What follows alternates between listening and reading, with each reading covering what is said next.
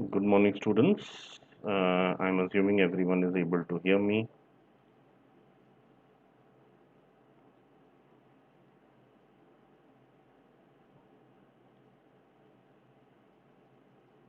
So, welcome everyone to unacademy.com or the YouTube page of Unacademy. Welcome everyone to Unacademy.com. Unacademy, of course, is India's. So, Unacademy is India's largest e-learning platform, and I'm able to hear my voice as well. Largest e-learning platform, and I'm able to. So now I'm convinced it is beginning. So on that note, so today, of course, is the newspaper session. I'm like yesterday. Today also I'm covering two newspaper sessions. One is for Sunday, and the other is for today. Because yesterday we did Saturdays and yesterdays. Today I'll be doing Sundays and todays.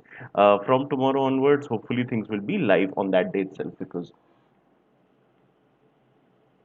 we're missing out on some of these sessions. Right. So on that note, welcome everyone. We, an academy, of course, are one of the market leaders when it comes to engineering, medical, UPSC, etc., and also making our mark in the field of management. And we are indeed one of the leaders in the area of CAT as well, and hoping for a wonderful result this year for the exam, which is in November. Results, of course, come out by January. So we are really confident about doing extremely well. And again, it all depends on you guys. You are the ones who are listening to this session.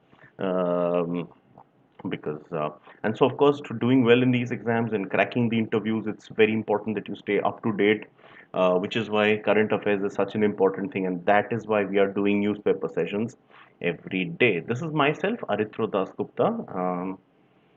I'm an MBA in Forest Management from the renowned Indian Institute of Forest Management, which is in Bhopal. I've got a decade's experience, more than a decade, in fact, in the areas of teaching, training, strategy consulting, and in content writing.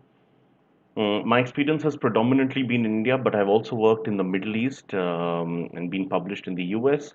Toppers for several exams. So, last 5 years I've been heavily involved with the coaching segment, and rank holders to exams such as CAT, CLAT, DU, JET, etc. have been my students. So what all you will get as part of the Unacademy platform? Let's take a look. There are live tests and quizzes. So on the spot, we give you tests. This is something which goes very well on unacademy.com. YouTube में भी होता है. Right side में अगर आप देखेंगे, there's something called a live chat window. तो यहाँ पे अगर मैं अपना point डाल दूँ questions, I often ask questions to students who can answer here.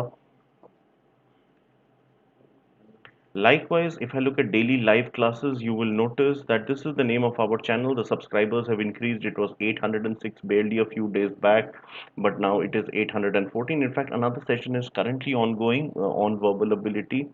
So, इसको अगर आप click करेंगे, you will receive all kinds of, you can receive all the classes. Yeah, it'll take a bit of time to turn on. मैं उसके बाद आपको दिखाता हूँ. Till then, we also, our course content is really well structured from the head office itself, which is in Bengaluru. And of course, you receive unlimited access to the classes. Once you are on the platform, there is no stopping you. You can go through n number of classes. This is the list of some of our top educators. This just to show you the names and also the number of followers and watch time, watch minutes they all have. This is a slightly older PPT screenshot rather. Now it has been further updated. This is a few more trainers.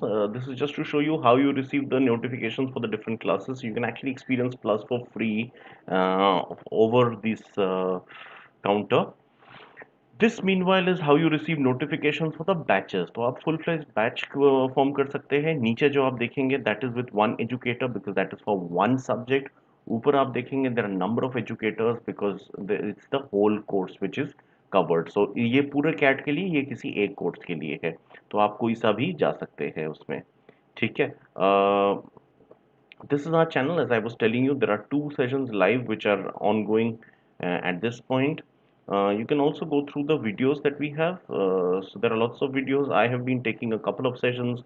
Like yesterday, I had two sessions. You can see today I've started with one session.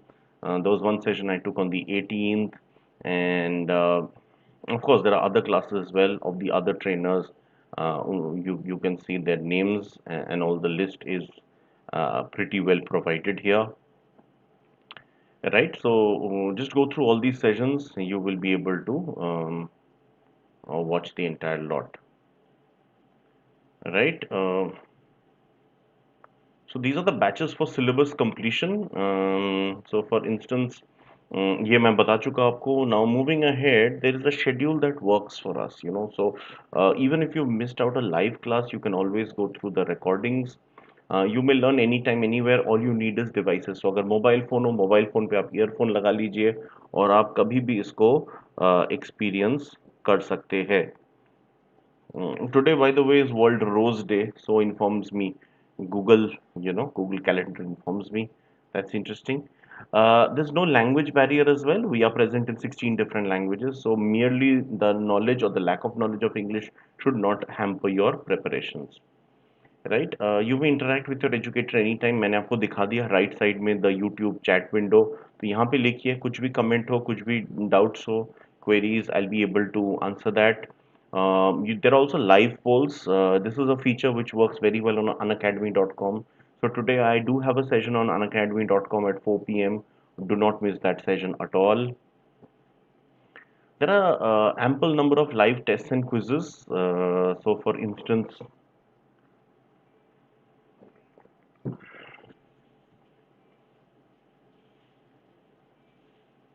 so, and live tests and quizzes as well. So, for instance, so how this works is you have something where on the spot I give you a question. This is where instead of on the spot giving you a question, this is prepared from the head office itself. तो ये full length test होता है और शायद आपको मालूम होगा इस साल का फॉर्मेट थोड़ा अलग है. इस बार का पेपर 2 घंटे का होगा, 3 घंटे का नहीं. जैसे लास्ट कुछ साल था 1 घंटा हर एक सेक्शन के लिए, इस बार होगा 40 मिनट पर सेक्शन. टोटल 2 घंटे या 120 मिनट, 3 सेक्शन है. तो उस हिसाब से हमारा फॉर्मेट भी तैयार है. और आप जब पेपर देंगे, this is only for those who have enrolled, and so you can actually compete against the rest of the country. आपको पता चलेगा आप कहाँ स्टैंड करते हैं, because Unacademy thousand of बच्चे हैं. Many of them are very serious students, so you'll actually understand where exactly you stand. And you get a detailed report card as well for that. And like you can see, scores and time spent per question. There are also detailed PDFs and learning material. As I said, not much right now because in the present session, because it's a newspaper session. Newspaper itself is the PDF, but the special classes which are on current affairs, there are many current affairs classes I also take on YouTube. Those way you can get the detailed PDFs, right? You can download them. Okay, so I want everybody to go through this in detail. This basically lists out the my code at the bottom. आपको दिख रहा है AD09. तो इसको आप use करेंगे तो आपको 10% का ऑफ मिलेगा. Please take a look at all the PPTs, all the points here. Both sides mean exactly the same.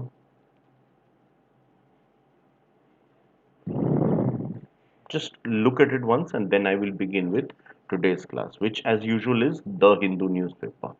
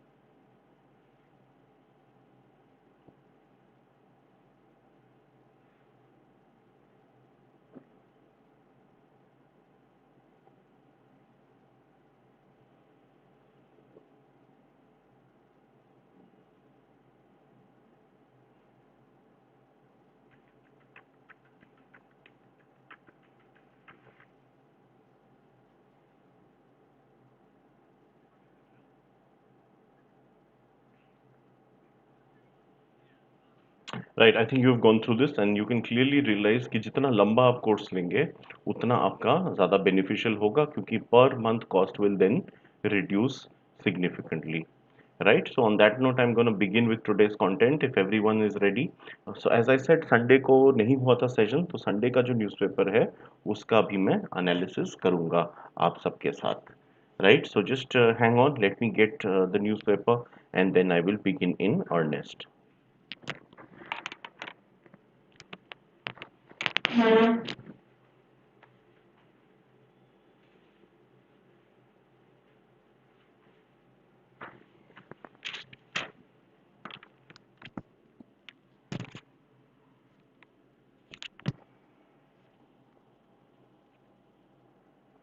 So as usual, I will start with the Hindu, and then I will begin with the do a bit of the Times of India. So this is the newspaper, the Hindu. उसी में से हम start करेंगे.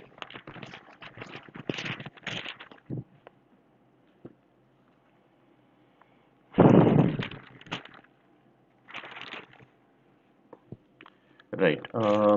There is this rather scary incident of a couple of Al Qaeda operatives who've been held in different parts of the country. The NIA, which is the National Investigation Agency, they found a couple of Al Qaeda cells, one in Ernakulam in Kerala, the other in Murshidabad in West Bengal. So this, of course, is at the very start. So let's see how it's a Pakistan-sponsored module apparently to infiltrate and cause some terrorist attack in the country. So let's see um, what the later on reports do suggest.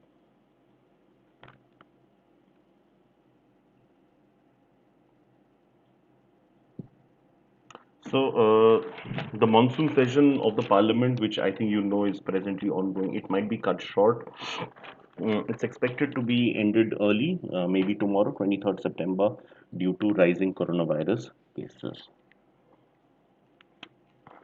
There are a couple of interesting stories on the first page. Feature articles, usually that's not the case, but we have two feature articles on the first page this Sunday. Sunday newspaper always a bit different. It gives you thought for time for thought and reflection. That's why it's always good to read an early morning newspaper on a Sunday while sipping your morning cup of tea or coffee maybe. So that's the story. I'll just read out to you the headline. It says it's a miles to go for a safer childbirth in Odisha's Kalahandi. Kalahandi is actually one of the three districts infamously known as the KBK belt. Koraput, Bolangir, and Kalahandi. They're three of the poorest districts in India. They are tribal majority, among the most neglected and backward in the entire country. So the sub-headline says women brave arduous journeys to reach hospital. This story has been covered by Mr. Satya Sundar Barik from Bhubaneswar. So basically, women here during childbirth, may you know you have to be very delicate with your body, take care of the body because anything goes slightly wrong, things could get bad. So the women on average they travel 30 kilometers on a after covering two hills, so they actually need to scale two hills, and then there's a 30-kilometer ride on a bumpy surface, with pothole roads on a rickety auto rickshaw. After that, there is this process of childbirth. So for a 35-year-old woman, she says childbirth itself is less arduous than the entire process of moving in. And this is a group of 16 largely tribal villages in the area called Podapadar Panchayat. So that covers. So the nearest hospital to this place is actually 35 kilometers far, which is why they need to travel so much. There's an article at the bottom of this page. This is about apples. So while this was a distressing topic, the one at the bottom is a much more positive story. This is from the state of Nagaland, which so when we think of apples, the first state that comes to our mind is probably Jammu and Kashmir and maybe Himachal Pradesh, right? So Jammu and Kashmir, especially, really famous for apples. Now there's a certain Jammu Kashmir origin, there's a certain Kashmir-based apple which traveled to a part of Nagaland a few years back. This was part of, so one of the military divisions, which is the Assam Rifles, they had carried one of the members had carried them, and they were very fond of the apples, as many people are. They actually then had a conversation with some of the local guards. They befriended them, and some apples were planted in a specific village, which is known as Thanamir. It's a large village, but a village nonetheless. So Thanamir in Nagaland, and surprisingly, perhaps not so surprisingly, these apples, which are of Kashmiri origin, they thrived in Nagaland, and now this so Thanamir actually is also the last stop for trekkers to Saramati. Nagaland's highest peak is Saramati, which is 3,840 meters above sea level. Um, तो वहां तक जाने के लिए Thanamir is actually the last stop of civilization. तो वहां पे people would gorge on these apples. Uh, but now these apples are finding broader market, not just within that small area, but even larger. Why has that happened? There's a particular students' union known as the Thanamir, named after the village, Thanamir Students' Union or TSU. So students in that small town, let's not call it a village, in that small town they have together created this a marketing platform by which the apples have now become very famous. You and I'm sitting here in Gurugram in North India. You guys could be anywhere in the country, maybe even abroad. You are getting to hear of this thanks to their marketing activities. Until recently, these apples, which are juicy, sweet, and quite large, actually, the ones in Nagaland larger than in Jammu and Kashmir, because of the local terrain, it is often impacted. It was restricted to a particular region within Nagaland, but now they are being sold in large quantities in the two biggest cities of Nagaland. One is Kohima, the other is Dimapur. Dimapur is on the border with Assam. So Dimapur or Kohima say it is now getting marketed and sold, distributed to a much larger area. And the locals believe that soon Nagaland, especially the Thanami region, could emerge as one of the major apple producing regions in the country. Good morning, Sarthak. Good to have you here. Um, I think this is your first class with me, so feel free to comment if there are any doubts, any questions, whether related to this subject or in general. I will be happy to address all your queries. Right? Right, fair enough. This was the story on the Nagaland thing. So I'll move on to some of the local pages. Then I will move on to the editorial, then the international business, and followed lastly by sports to end the day on a high. Right. So moving on to the second page, I want to talk to you about political party, Aam Aadmi Party. Aam Aadmi Party was, if you see the rise when the party was first formed, unlike several other parties in the country, although it was formed, so yeah, it never had a regional focus. From day one itself, AAP wanted to challenge for national glory, and which is why it set up in Delhi. And in fact, there are many other parties which are probably bigger right now than AAP, which are powerful or at least in opposition and have been in power in the past in many big states.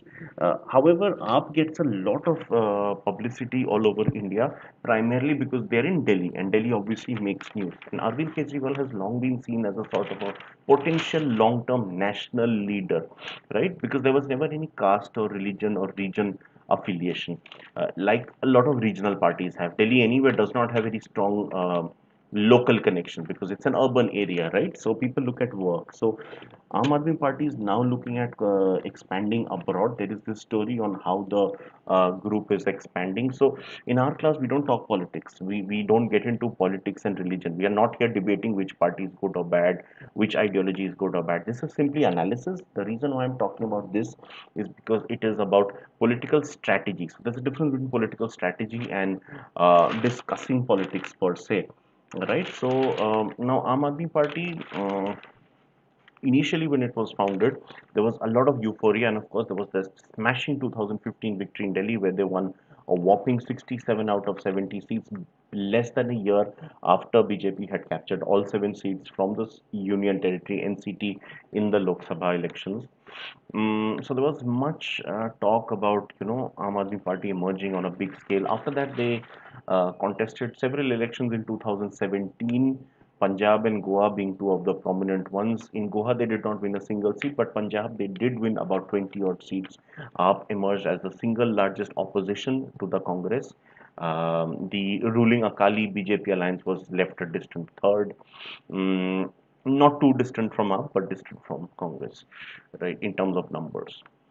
After that, however, AAP's progress slowed down over the next couple of years. There were lots of question marks about their performance in Delhi. There was constant center versus state, squabbles. They even lost the municipal elections in Delhi. Um, their expansion to even neighboring states like UP and Haryana never really took off. So now Aam Aadmi Party is the leader, the party supremo, Mr. Arvind Kejriwal. He has taken a leaf out of the book of Mr. Kashiram. Kashiram, I don't know how many of you are aware, emerged as a very big leader in the 1980s. He was the founder of the BSP, the Bahujan Samaj Party, which at one stage did look like a massive challenger to the Congress at the national level, um, because it was expanding all over the Hindi speaking states, also to Maharashtra, Punjab, that's where originally BSP was from. So Aam Aadmi Party is looking not at winning elections right now, but at setting up an organization. So it knows that in order to win, expand nationally, you'll have to start state by state on a slow basis.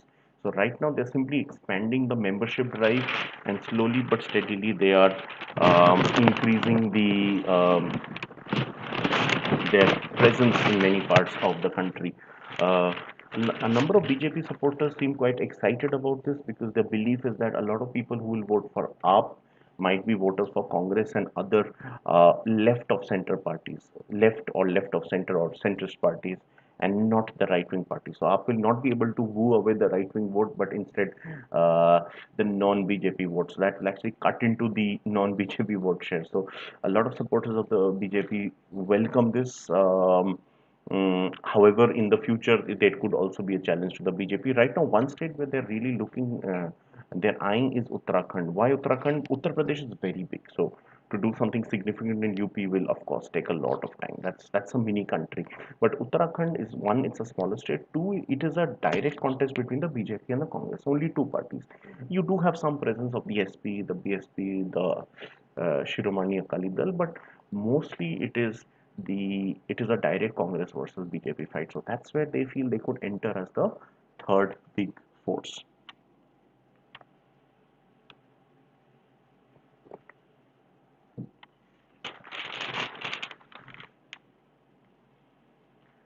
Right, so let's just see how these things work. Political strategy is always exciting, you know.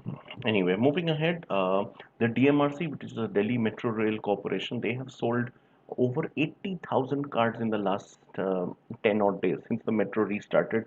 Um,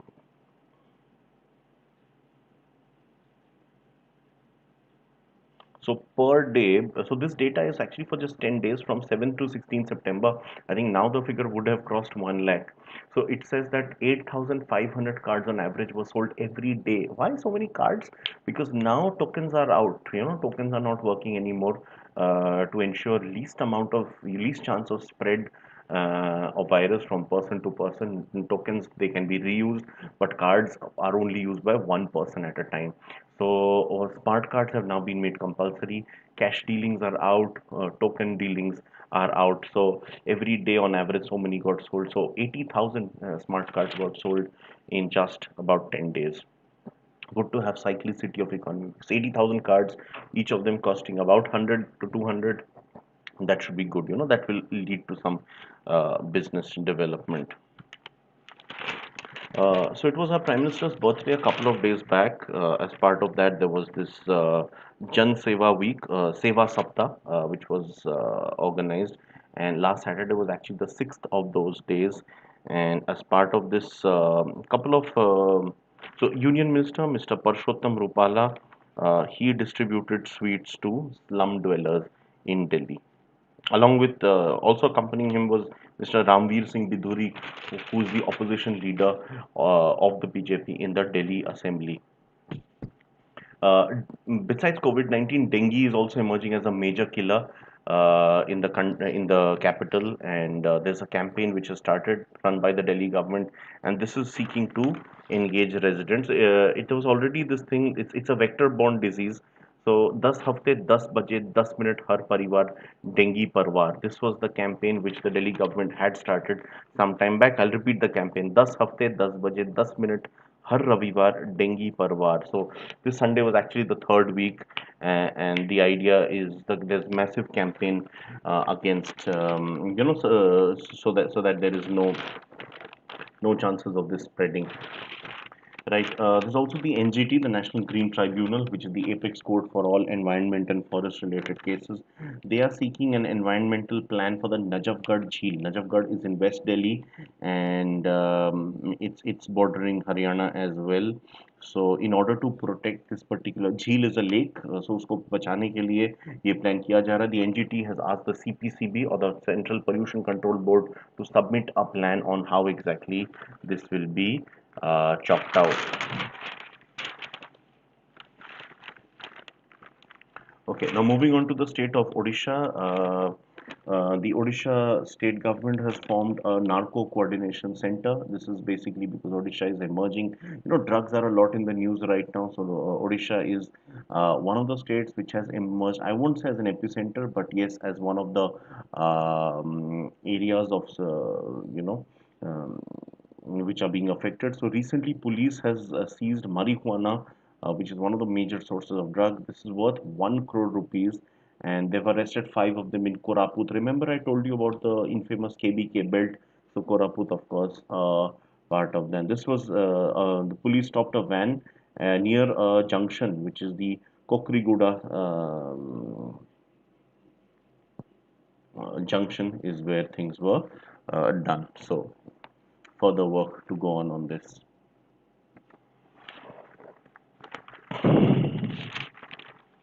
In the western part of Maharashtra, eastern part of Maharashtra, bordering Madhya Pradesh, there's this place called Yavatmal district near Nagpur. So there's a forest there called the Pandhar Khawda. So one woman has actually been killed by a tiger here.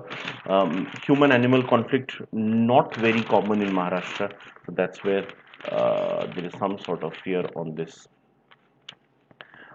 There is much report on the Shiromani Akali Dal, which is a BJP ally in the central government, and how Ms. Harsimrat Kaur Badal, who was the Union Minister for Food Processing in her second consecutive term, and how she says that the new farmer bills are extremely are not are anti-farmer, which is why she had to leave her post. The Chief Minister of Punjab, Captain Amrinder Singh from the Congress, he is sort of given a challenge to the Akali Dal to leave the NDA alliance. So let's see how things work. The SAD has clearly informed they are not leaving the NDA right now. And even the party supremo, party founder Shri Prakash Singh Badal, multiple times Chief Minister of Punjab, he has clarified that they are not leaving this place.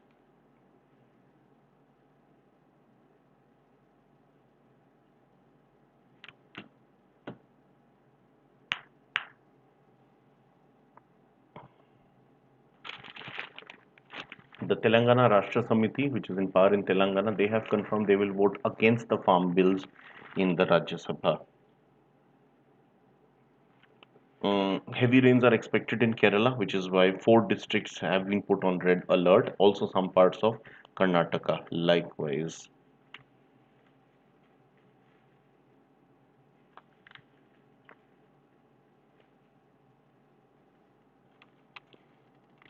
Right, most of it is most of it, the rest is local news. I don't want to get much into that. The Kerala Chief Minister has warned that there could be a second wave of COVID-19 arising.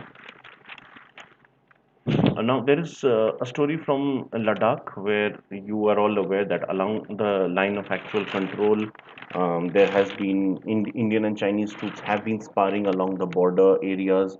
So the army is bracing up for a tough winter. Now that the winter is going to arrive, you and me who are in these big cities, we may not understand, but in Ladakh, winters are not too far away, and of course, they're really severe there. So the army has started bringing in the food stocks, which will supply them the whole of the winters. In fact, supplying food during that time becomes very difficult. So they have brought in huge stocks already. Right, troops also need to dig in to build the trenches. So some of those trenches have started being built. There's a huge convoy which is being shown here, carrying material on the Manali Leh highway.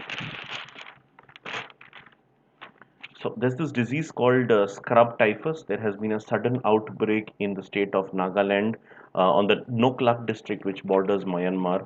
So around 6,000 people have tested positive for the disease. 5 have already been killed for this.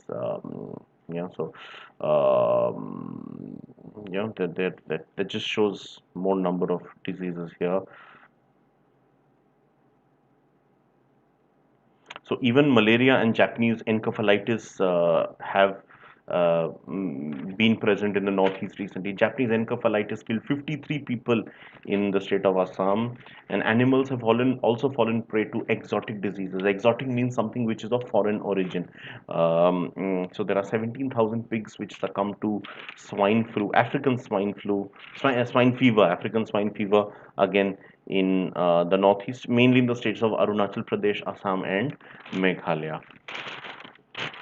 Uh, Mr. Pete Chidambaram, who's considered one of the most learned economists, he has been finance minister and commerce minister, home minister at various times when the Congress uh, has been in power at the center. He has justified why the Congress is protesting against the recent bills, the farm ordinances. He says, in spite of Congress having very similar agenda on their election manifesto, he says that the way this has been implemented now is very different to what was the Congress's plan. The present bill, he says, is very much anti-farmer. Instead, it facilitates corporatization of farms, and that private companies will eventually take up these farm rights, and that will lead to further difficulty for the farmers.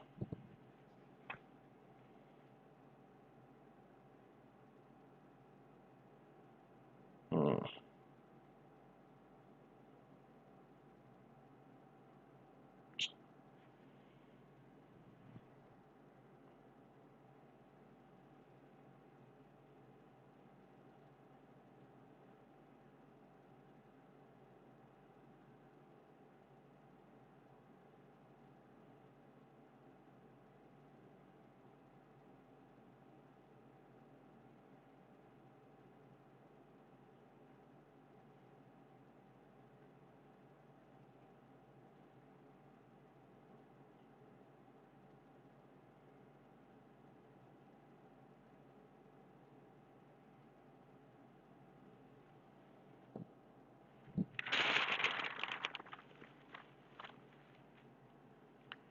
Right.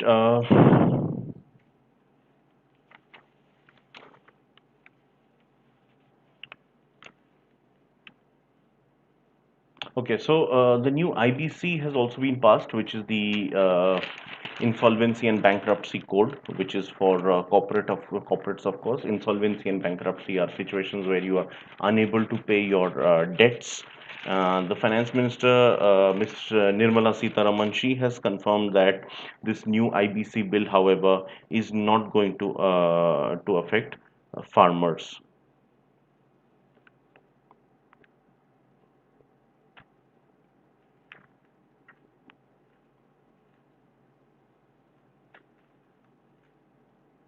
Okay, there are also there's this story on couple of bills in the Lok Sabha. So I already discussed with you the farm bills and also the insolvency and bankruptcy code, which is for companies. There are also a couple of bills which have been tabled on the Lok Sabha to bring in changes in the labor sector. So let's just take a look. What exactly are these? First of all, okay, let me just read out to you the names of the bills. So these bills were actually brought out by the Labor and Employment Minister, Shri Santosh Kumar Gangwar. So one is the Industrial Relations Code 2020, another is the Occupational Safety, Health and Working Conditions Code 2020, and the third one is Code on Social Security 2020. So these names, fortunately, not as big as the farm bills. The farm bills are extremely long. Um, he says that there were 233. There was a standing committee on labor which was created in 2019 to debate on this. So out of the 233 recommendations, 74% have already been accepted by several people. 29 labor laws are now said to be amalgamated into four codes. So what exactly are these? Mr. Shashi Tharoor, the Congress MP from Kerala, he says there should be greater judicial scrutiny as well for these. Um, In fact, these proposals were also put up on the website, which saw a few thousand comments as well. So basically, if I may discuss with you these three codes, the Industrial Relations Code Bill mandates companies with 300 or more workers to prepare and submit the government regarding the conditions of service. So right now it is 100 plus, but it will be expanded to 300 plus. So basically, companies with less than 300 employees, they can even cut jobs without approval. Until now, it was that if you have less than 100 employees, you can cut jobs without approval. But the moment you have 100 plus employees, you need approval. But now that number is going to be increased from 100 to 300. The Because right now the law which is used is Industrial Employment Standing Orders Act 1946. So this will be one of the acts that will be subsumed in the next one. There's also the Social Security Code Bill, which among the many things it will also bring Social Security for gig workers. In fact, I conducted a session both on YouTube and on Unacademy.com on how to thrive in the gig economy. So gig economy is something which is unusual, but now it is growing very fast. It's a group of it's where freelancing is what works.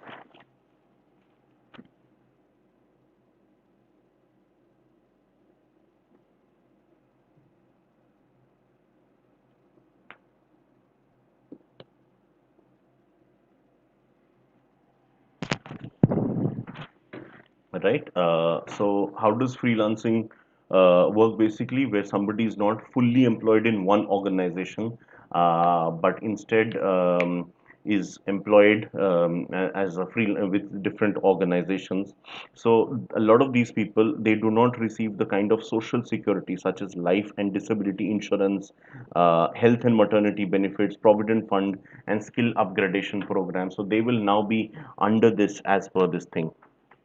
There's also the Occupational Safety Code, which proposes to subsume the Interstate Migrant Workmen or Regulation of Employment and Conditions Service Act 1979, which was highlighted due to the migrant workers' plight during the COVID-19 pandemic.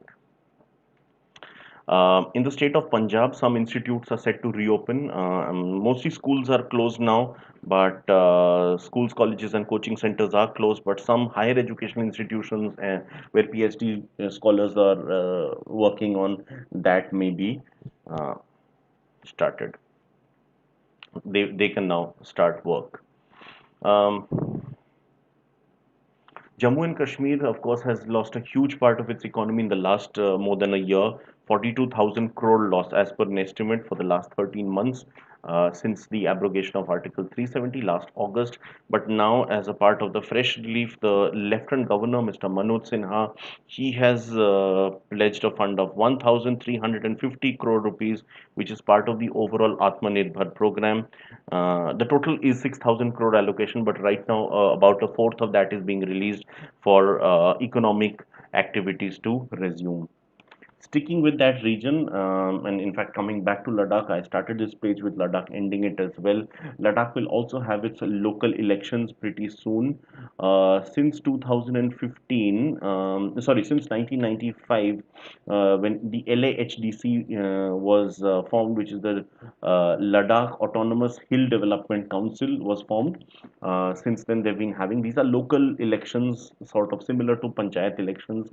So they will be held between on October 16th. It has been announced on the 26 constituencies. There's no state government in Ladakh. It's a UT now, but you will have these local elections. So a couple of leading parties such as the Congress, the BSP, and the AAP, they want it to be postponed due to the insecurity on the border with China and also due to COVID-19 and the distancing norms. The election commission and the BJP, however, want to go ahead right now. Some of the local parties of Jammu and Kashmir, like PDP and NC, may not contest because Ladakh is no longer part of JNK. Right. Moving on to the next page. One of India's iconic battleships, which is the Virat, is set to have it's an aircraft carrier, also a battleship in a way. Aircraft carrier Virat. It will meet a similar fate as Vikrant a couple of years back.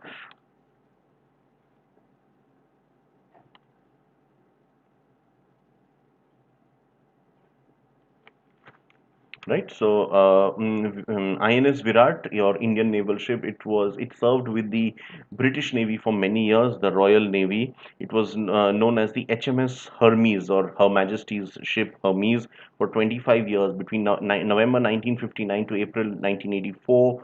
Then it was commissioned to the Indian Navy, and in 1987 it started reoperating. It was decommissioned in 2017 after 30 years of service in India. But right now it has been, as I said, decommissioned.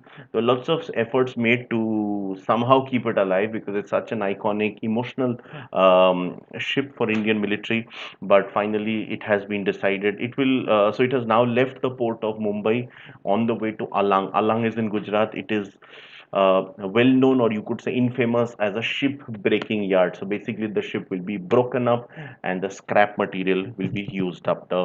There's a particular there was an e-auction held on how to use the scrap metal. So the MSTC, or the Metal Scrap Trade Corporation Limited, um, will be buying off the recycling for recycling purposes for 38 crore rupees. All the scrap that will be taken off will be bought for this amount of money. Right. I told you yesterday about India's first test, the instant COVID test, that was Feluda. So that is further been revealed by the Tata Group. This has been found through the CRISPR method, CRISPR method. It was developed by the Tata Group along with the CSIR IGIB. CSIR is Council for Scientific and Industrial Research, while IGIB stands for Industrial Research Institute of Genomics and Integrative Biology. Sorry, Institute of Genomics and Integrative Biology, IGIB. That's what this stands for. This has now been approved by the DGCI, or the Drug Controller General of India, because it follows the guidelines of the ICMR, which is the Indian Council for Medical Research. So the RT-PCR test can now be done extremely quickly, and there's a 96 to 98% accuracy, which is much better than the RATS, which is the rapid antibody test. RT-PCR stands for real-time polymerase chain reaction tests. India has now gone past USA in COVID recoveries. 42 lakh have recovered from the virus, as announced by the Health Ministry. This is more than USA. India has the second maximum number of total cases, but maximum number in terms of recovery. We've gone above the USA on that. The Oxford vaccine trial, which is right now ongoing in some parts, it will further expand to another hospital in Pune, which is the Sassoon General Hospital, Dr. Sassoon General Hospital in Pune. This was announced by Dr. Murlidhar Tambe from that particular hospital. The health minister, Dr. Harshvardhan, he has spoken about the Public Health Act, which is going to be amended very soon. This is to address biological emergencies in the future, or even the present one if it keeps lingering on. So one of the provisions that will be amended now is that for attacking doctors during these periods, there could be jail for up to 7 years.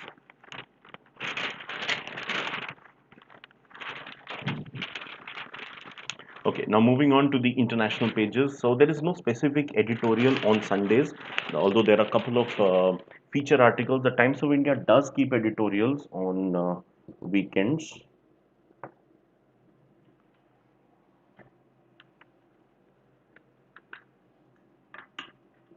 So I'll read out to you some from the Times of India, but right now, let me just assess the Hindu first.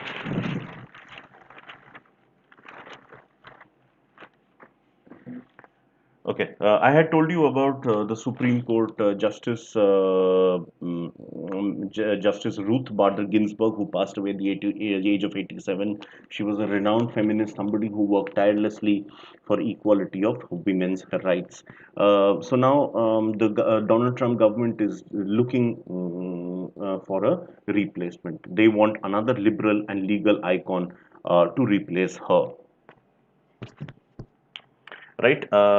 China, in a response to the way USA is treating TikTok and WeChat, we've been speaking about how USA has been trying to restrict the use of TikTok and WeChat. China has meanwhile also come up with a list of several American apps which are going to be banned. Remember, China anyway does not have Google, YouTube, Facebook, Insta, etc. Now they're coming up with another list of unreliable American entities. They are calling them unreliable entities. USA will be sending more troops to Syria to shore up security. Iran, however, has vowed that one of their leaders, Mr. Soleimani Hossein, who had been killed earlier this year, General Hossein Salam, the present general, which is Mr. Hossein Salami, he says that Iran will also do something of a revenge.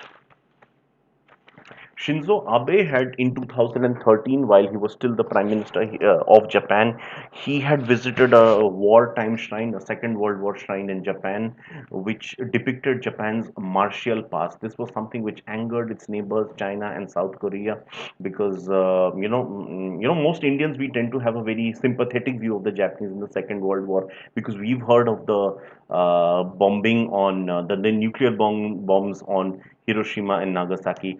But what we tend to ignore is the fact that Japan was actually a really aggressive country. And the kind of cruelties and tortures the Japanese regiment placed on China and Southeast Asia, a bit less on Korea, I would say. Korea was, because Korea had been the colony for about half a century, so it was a bit more of a slow and steady thing. But Southeast Asia and parts of China, it was complete ravaging.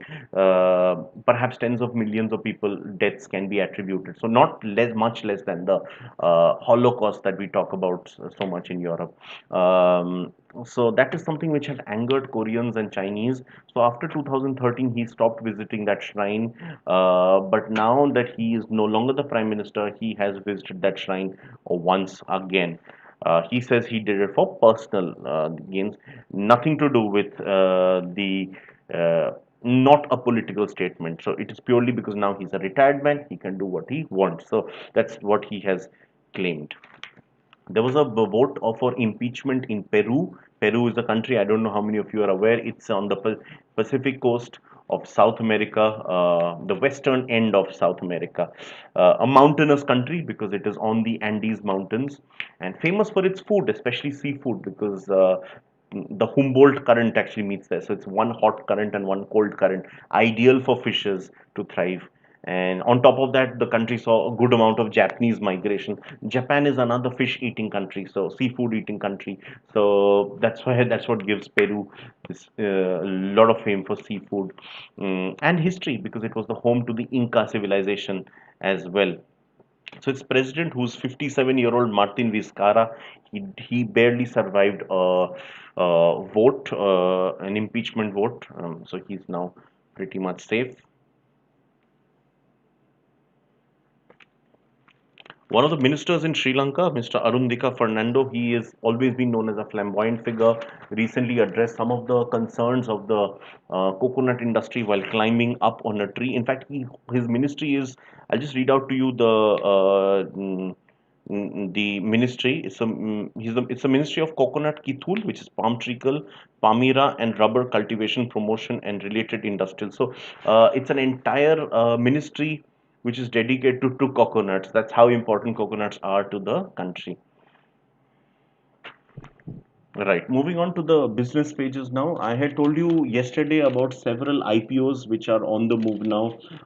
Several IPOs have been conducted recently. So one more has been CAMS, which is which is backed by the Warburg Pincers.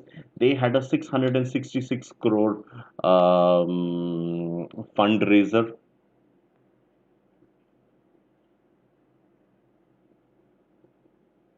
Right. Some of the key investors include Small Cap World Fund, HSBC, Abu Dhabi Investment Authority, which is related to the country's sovereign wealth fund, also Goldman Sachs, Government of Singapore, and the Nomura Funds Ireland Public Limited. There were some rumors that the 2000 rupee note, Indian rupee note, will stop being printed. However, the finance ministry has confirmed that there's nothing like that which is going to happen.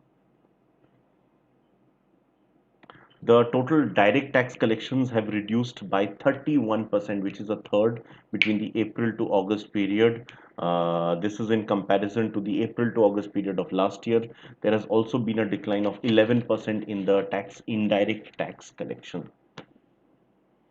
We've been speaking a lot on new bills and laws which are being passed. Likewise, the vehicle scrappage policy is also set to have this thing. The cabinet has already prepared a note for a new vehicle scrappage policy, which will have greater environmental friendly phasing out of old vehicles. MTNL, the Mahanagar Telecom Nigam Limited, which is set to have a merger with BSNL, they have opened up some Mumbai assets for sale. This will reduce the debt of the company. China's economy remains stable, says one report. There's also this bank known as the Garur Vyasa Bank. So its MD and CEO, Mr. B. Ramesh Babu, he has set out interview here on the Hindu, and he speaks about how the bank was traditionally known to be very business friendly. That image is perhaps dipped a bit, but he's looking at reviving through many ways, such as commercial loans below 25 crore rupee worth as well. One of the leading private banks, Karur Vyasa still is. Fitch, which is one of the leading credit rating agencies worldwide, they have confirmed that fuel demand in India will shrink by 11.5% in 2020. So this is the calendar year 2020. It's not the financial year 2020-21, April to March. It's actually January to December cycle they have taken, and it says that there's going to be an 11.5% shrinkage overall. Also be a likewise steep decline in consumer and industrial fuels offtake.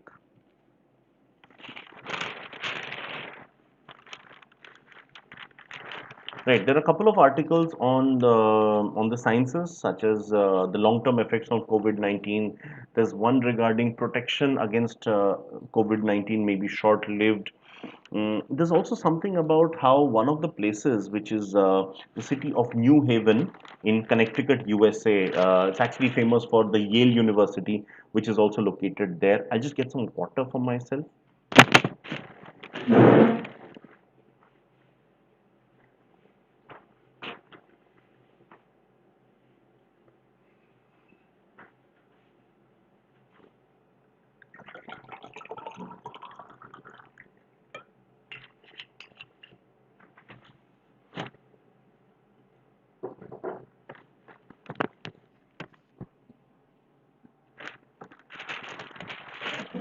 Right, as I was saying, New Haven in Connecticut, famous for the Yale University, they have come up with a novel method of detecting COVID-19 cases. They have actually tracked you through sewage analysis.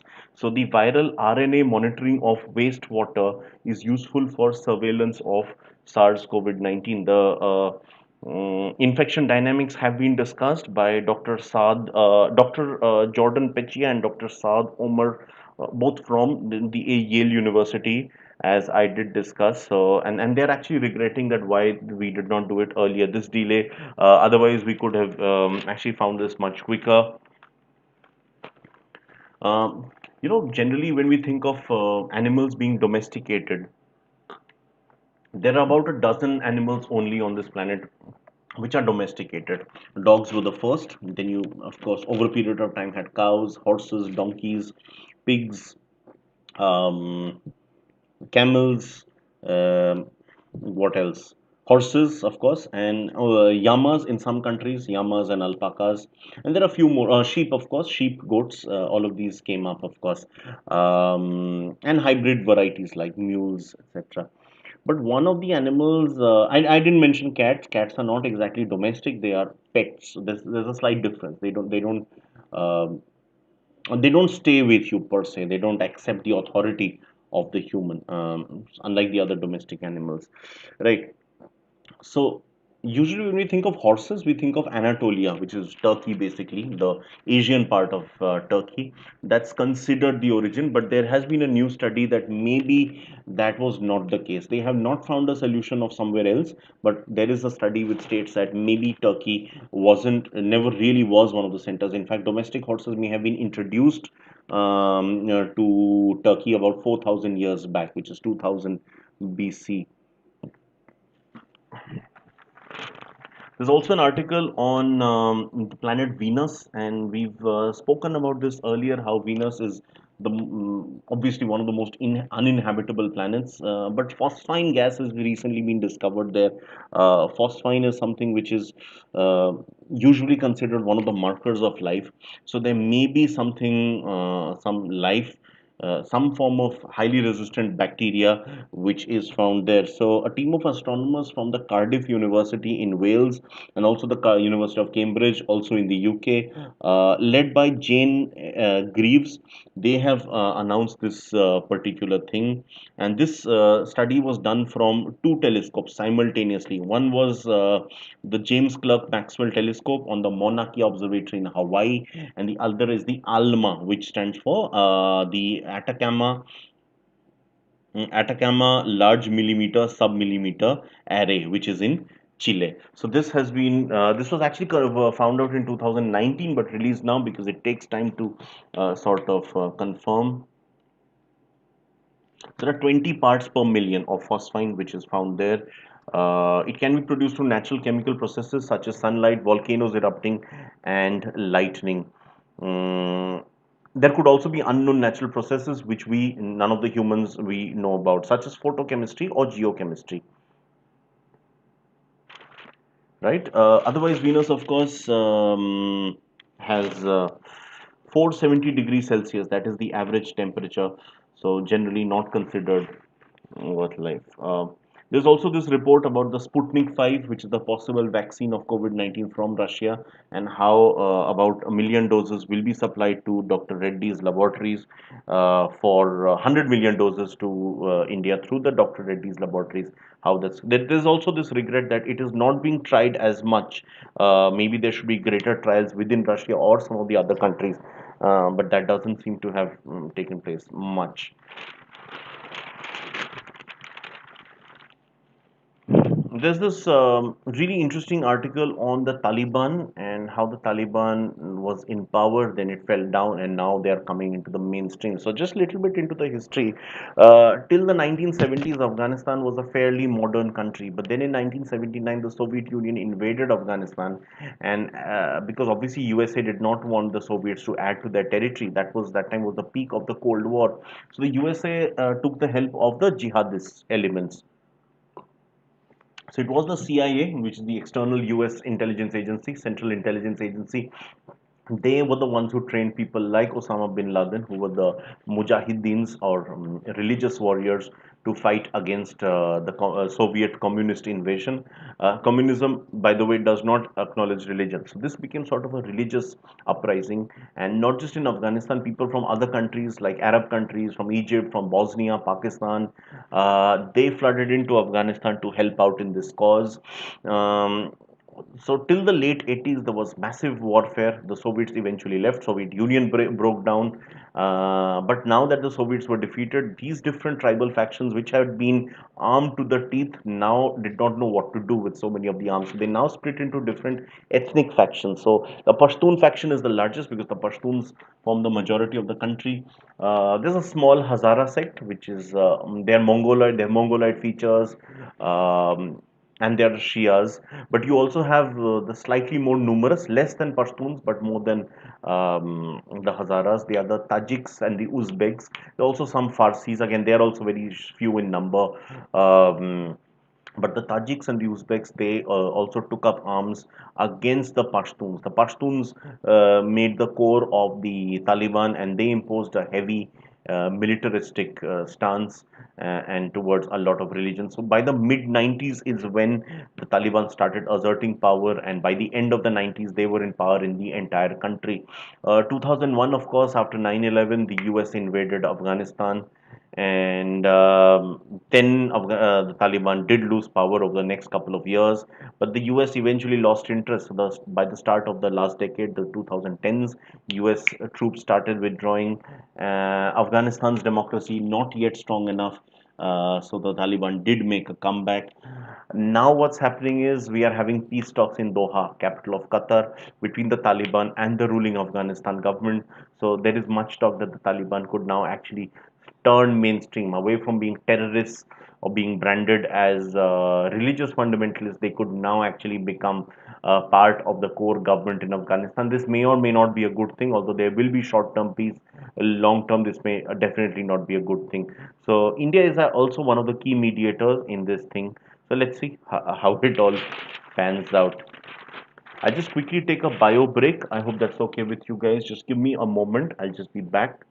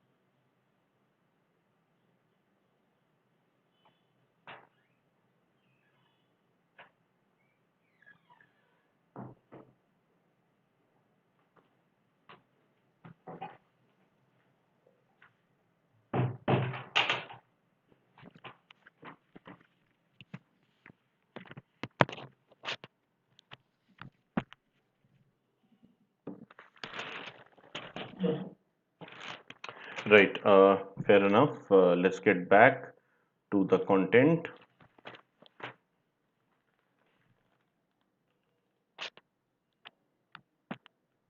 I do sometime keep hearing my voice if it's clear again. Right. Yeah, it does seem pretty clear. Sarthak, I think you're back. I can see two people watching now. So do let me know if there are any remarks. I'm almost done with the Hindu. So moving on to the sports pages, the first day saw massive action. In fact, I saw a little part of the match in one of the nearby restaurants. It was a great experience to watch sports on a giant screen in a restaurant after so long. There weren't many people, fortunately. We did ensure distancing. So the Chennai Super Kings won the first game of the IPL, defeating the Mumbai Indians. The MI had defeated CSK four times last year, but this year they get their revenge. Ambati Rayudu and Faf du Plessis doing very well. Faf du Plessis also excelled on the field. He picked up, two excellent catches. Indian batting legend Sunil Gavaskar has done the unthinkable. Since I remember him, watching crickets in the mid '90s.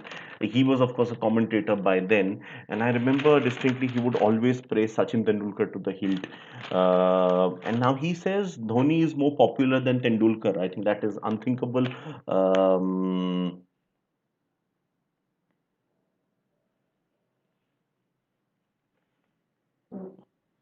Right, so he says that Tendulkar is very popular in Mumbai and in Kolkata, Virat Kohli in Delhi and Bengaluru, but Dhoni is for the whole of India because he's from Ranchi where there aren't many other cricketing or otherwise icons, so that's what gives him such great popularity.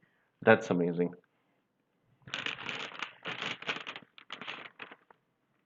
Right, there's quite a bit of preview of the other matches as well, which may not be that relevant anymore. The Kings 11 Punjab has roped in a few new sponsors in the middle of the tournament. One of them is Ebix Cash, which is, and then there's also sports platform Dream 11 for this thing. Ebix Cash is there's some of the other sponsors as well, such as Avon Cycles, Geo, Fina, Royal Stag, and Boat. Which I'm using a Boat earphone right now, so these are among the sponsors as well. I can see some of the other students also watching. Do engage. I would love to see your remarks. Would be great to interact with you guys. Gary Kirsten, former legendary batsman from South Africa, but probably even more legendary in India than South Africa, because remember, he was the coach in the 2011 Cricket World Cup, which we won, of course. Nowadays, more famous for Dhoni's helicopter shot and Gambhir's near 100 in the final. But Gary Kirsten was the coach, not taking any credit away from him. He says that this year's IPL could be the most open ever. He does not see any team as particularly superior and any of them particularly weak. And also because of the huge time lag and the fact that they are being played in unfamiliar conditions, there's nothing called raucous home support, which several teams enjoy.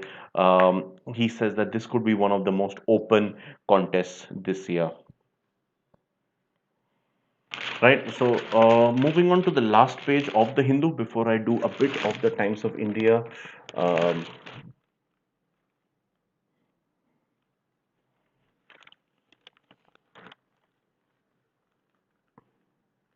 Neymar, the Brazilian footballer, has been confirmed that he will be captain for the Brazilian national team during their World Cup qualifiers, which begins on October 9th in Sao Paulo against Bolivia, and they'll be facing Peru in the capital of Peru, Lima, a couple of days later, 4 days later.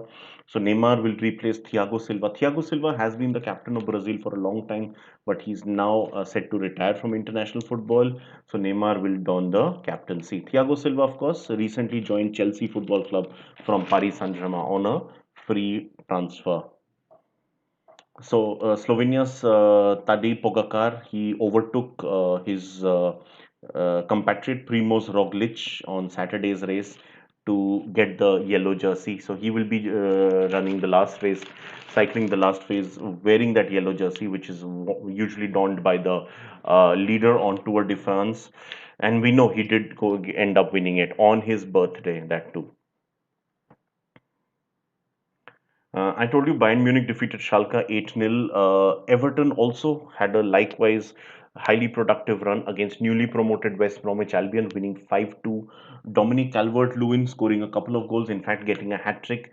New signing James Rodriguez also scoring one goal, setting up a few more. And English defender Michael Keane also scoring one goal. Leeds United defeated Fulham 4-3 in a highly exciting game. Leeds, I don't know. What should I say? I think Leeds could be. I know this might sound odd to you guys. I think Leeds could get relegated.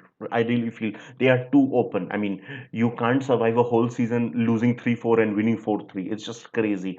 Two games so far, 7 goals scored, seven conceded. It just, for me, it's a bit unsustainable. They need to change their style. It can't be 90 hours, 90 miles an hour all games. They need to be a bit more placid at times. Anyway, winning 4-3, former Wolves winger Helder Costa scoring two of the goals, Patrick Bamford also scoring one goal. For Fulham, Mitrovic scoring a penalty and another goal otherwise. In the Bundesliga, which started this weekend, Eintracht Frankfurt drew against newly promoted Arminia Bielefeld. Adrian Silva, the Portuguese striker who signed from AC Milan, scored the only goal for Frankfurt. Last year's promoted side Union Berlin, who shockingly survived Bundesliga, they lost to Augsburg at home, while Cologne also lost at home to TSG Hoffenheim. Andre Kramaric scoring a hat trick in that game, including a penalty. The Croatian striker Werder Bremen lost at home to Hertha Berlin for 1. Werder Bremen, I feel, has got really good players. I love their Swedish left back Ludwig Augustinsson. They've got another left back, the Austrian Marco Friedl. Some of the centre backs like what's his name, the Serbian Milos Velikovic, the Finn Niklas Moisander. In midfield, they've got Egelstein and Davy Klaassen, the Dutchman. Their goalkeeper is Pavlenka. Up front, they have the American striker Josh Sargent. So Vlad Derrida is there. So not bad a team at all. I do feel that no, not Derrida. I think sorry, Milot Rashica. So they've got some good players, but for some reason, Werder Bremen is just not clicking for quite a while now. Maybe a change in coach or something might just do for them. Because they are the traditional giants of German football. So really sad to see them struggling so badly. For Hertha Berlin, Dodi Lukebakio, the Belgium's forward, he scored one of the goal. John Cordoba recently signed from FC Con, the Colombian striker. He scored a goal, and Brazilian starlet Matthias Cunha in his early 20s, a great talent. He too scored one of the goals. Stuttgart, newly promoted traditional giants like Bremen, they lost at home to Freiburg. Um in the Spanish La Liga, Villarreal defeated Eibar 2-1. Paco Alcacer, formerly of Dortmund, formerly of Barcelona and Valencia, he was one of the goal scorers. Really good player. I like that guy. Um, right, that's pretty much the European football roundup for the weekend. I'll just get the Times of India for a brief period, couple of things, and then we can wrap up the session. Right, just to remind you guys, this is my code. Whenever you are enrolling, do make use of this one.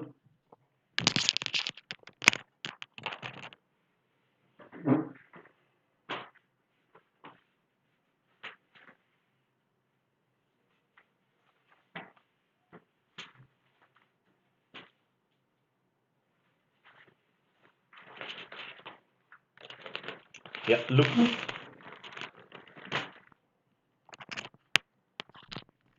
so looking into the Times of India right now.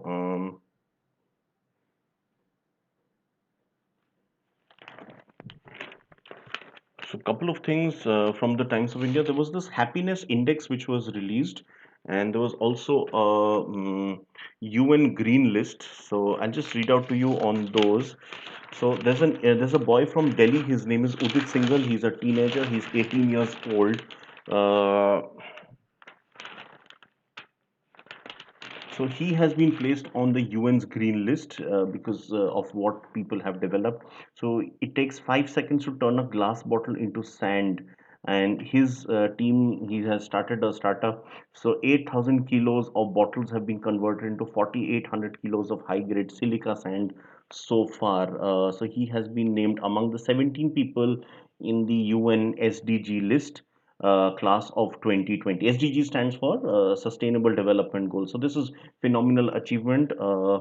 So it's part of the Young Leaders group. He stays near Mandi House in central Delhi.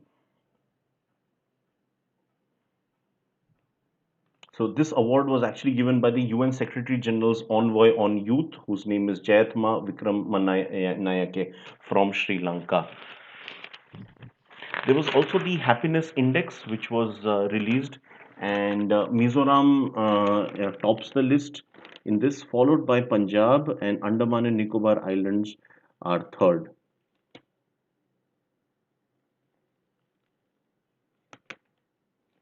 Uh, uh, in terms of the least amount of happiness, Maharashtra, Delhi, and Haryana have shown the worst of impact.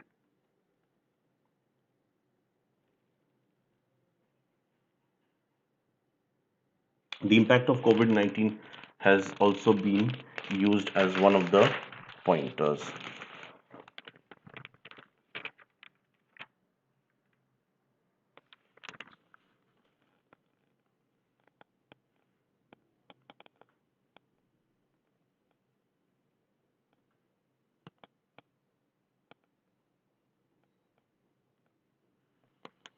There's also an analysis on why Maharashtra is the worst hit when it comes to the economy and COVID-19. They have more cases than the next four states combined. It's because of very poor infrastructure, health infrastructure, and the fact that very less is actually spent, much less is spent in Maharashtra than the national average. So it's 975 rupees on average per person Maharashtra spends, as against the national average of 1500. In spite of Maharashtra being one of India's richest states and having the highest state GDP, Sikkim, on the other hand, spends more than 5,000 rupees. Mizoram spends more than 4,000 rupees. Comparatively, poorer states like UP and Bihar also don't spend much behind. They are they spend very less, but the difference with Maharashtra is not much. Whereas Maharashtra economically is a much richer country.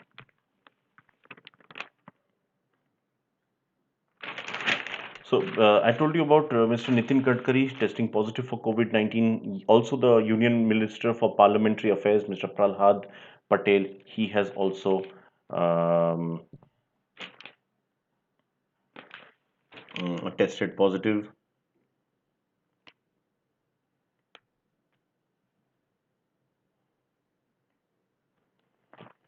Mm. There's a new breed of astrologers who are emerging now, who are based on the smartphone because now with a lot of uncertainty, a lot of people are looking at astrologers or palmists or even tarot card readers to predict their future and to give them some advice on what to do. A lot of the astrologers themselves unsure how to deal with this thing, but yes, many of them they are making use of the smartphone, and through various apps they are actually being able to turn on. One of the examples is Mr. Himanjoti Deka, who was a software engineer, but he's now become an astrologer. In fact, he has started a page on Instagram called the Nerd Astrologer. So all those who are, shall we say, tech savvy, some of these people are doing extremely well. The pandemic is also changing a lot of our most popular dishes. For instance, butter chicken, which is so popular all over India. There's a chef and owner called Mr. Harangat Singh. I think I've been to his restaurant as well. I think Pra Prank in Gurgaon at the Cyber Hub is his. I think so. Basically, they've spoken about how the butter chicken is changing, and while delivering, there are actually three kinds of butter chickens which are being spoken of. There's one called a yours truly butter chicken, which the whole family can enjoy. It's the standard one. There's also breakup wala butter chicken, which is after breakups, this extra spicy and chili. There's an NRI wala mild because NRIs they can't have a lot very spicy stuff, so it's a bit mild. There's also diet wala, which skims on the high calorie stuff. So it's a low calorie option of a butter chicken. I don't know how it works. Similarly, there are other brands which are doing quite a bit on this thing. Now, one of my favorite writers is Mr. Ruchir Sharma. I'll discuss with you some of the books of his that I've read. He writes on politics and on economics. That's quite a lethal combo. So he has spoken about five countries that will be the winners of this pandemic, and he also speaks of one country which could emerge as a dark horse. He's looking into a couple of factors. One of them, so there are actually four factors that he looks into. Um, where was I?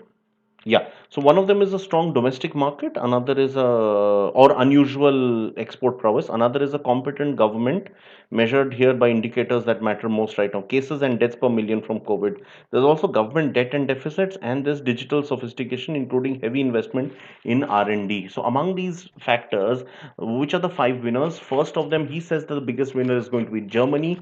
Germany's president, she's herself a trained scientist. So all the patterns that were followed, chancellor rather, all the patterns that were followed were through extremely scientific norms. And Germany also among the major countries had probably the shortest of a lockdown, just a month.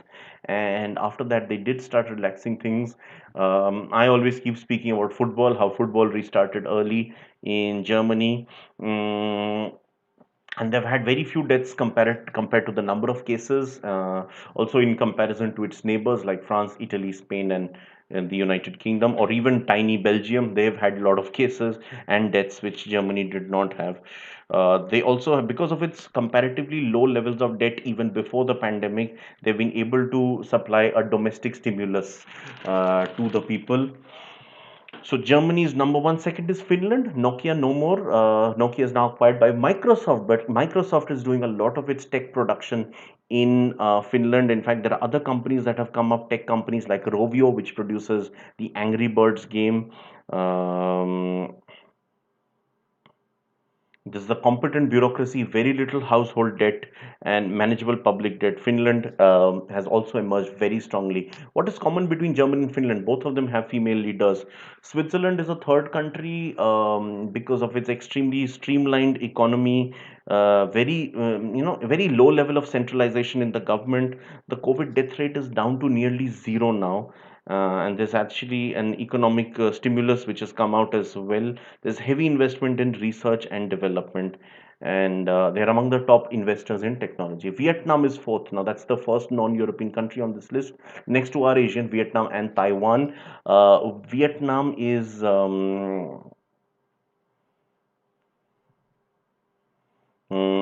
proving to be a bit of a manufacturing hub nowadays. A lot of the investment is moving away from China to Vietnam, and the cases have also been very low, only 34 deaths till date. And they're also communist country like China, so they could be the next winners of the manufacturing, period. Taiwan, just like South Korea, has had decades of growth. For about 5 decades, they've had growth, and they have done well even during this period. The only thing is there's a sort of debt-soaked consumer economy, which is why Taiwan is fifth on this list. However, in terms of technology and so the other factors mentioned, they have done extremely well. Taiwan too has a female leader. So these are the five winners. He doesn't mention India, China, and USA, the three largest economies in the world. In fact, he specifically mentions that these three may not have done great, especially India and USA. China has done slightly better, but China's overall reputation has suffered.